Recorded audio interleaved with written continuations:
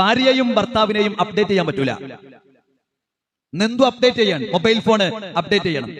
Hang ആയി കഴിഞ്ഞാൽ അത് റീസ്റ്റാർട്ട് ചെയ്യണം. ഇതൊന്നും കുടുംബജീവിതത്തിൽ പറ്റൂല. പെണ്ണുങ്ങൾ ഒരു മെഷീൻ്റെ ഉള്ളിൽ ഇട്ടിട്ട് അപ്ഡേറ്റ് ചെയ്തെടുക്കാൻ പറ്റുമോ? ഭർത്താവിന് ഒരു മെഷീനിന്റെ ഉള്ളിലേക്ക് ഇട്ടിട്ട് അപ്ഡേറ്റ് എടുക്കാൻ പറ്റില്ല. നമ്മൾ തന്നെയാണിത്. അപ്പൊ ഈ അപ്ഡേഷൻ എന്ന് പറഞ്ഞാൽ എന്താണ്?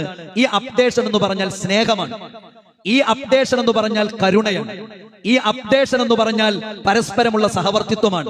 അപ്പൊ ഇങ്ങനെ മടുപ്പില്ലാതെ കുടുംബജീവിതം മുന്നോട്ട് പോകും. അതുകൊണ്ടാണ് നബി പറഞ്ഞത്, ഒരു ഭാര്യയെ കുറിച്ച് പറഞ്ഞു, ഭർത്താവ് അവളെ നോക്കിയാൽ തന്നെ ആ ഭർത്താവിന് അവൾ സന്തോഷം നൽകുന്നതാണ്. വീട്ടിലേക്ക് ഭർത്താവ് ഇങ്ങനെ കയറി വരികയാണ്, ഒരുപാട് പ്രയാസങ്ങൾ, ഒരുപാട് ടെൻഷനുകൾ, ഒരുപാട് കടങ്ങൾ.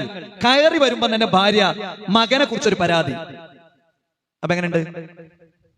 അപ്പൊ സന്തോഷമുണ്ടോ? ഇല്ല. രണ്ടാമത് വിഭവങ്ങളെ കുറിച്ചൊരു പരാതി. എന്താ അല്ലെങ്കിൽ ഈ വീട്ടിലുള്ളത്? അയാള് ശരി, അയാൾ അധ്വാനിക്കാൻ കഴിഞ്ഞിട്ടും അധ്വാനിക്കാത്ത ഒരാളാണെങ്കിൽ ശരി, പക്ഷെ ഇയാൾക്ക് ഒരുപാട് പ്രതിസന്ധികളുണ്ട്.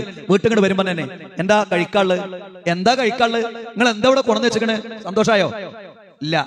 അതുകൊണ്ട് ഒരു ഭാര്യയുടെ ഏറ്റവും വലിയ പ്രത്യേകതയാണ്, ഭർത്താവ് അവളെ നോക്കിയാൽ ആ ഭർത്താവിന് സന്തോഷം നൽകുന്നവളാണ് ഭാര്യ എന്ന് നബി കരീം സല്ലല്ലാഹു അലൈഹി വസല്ലം പറഞ്ഞു.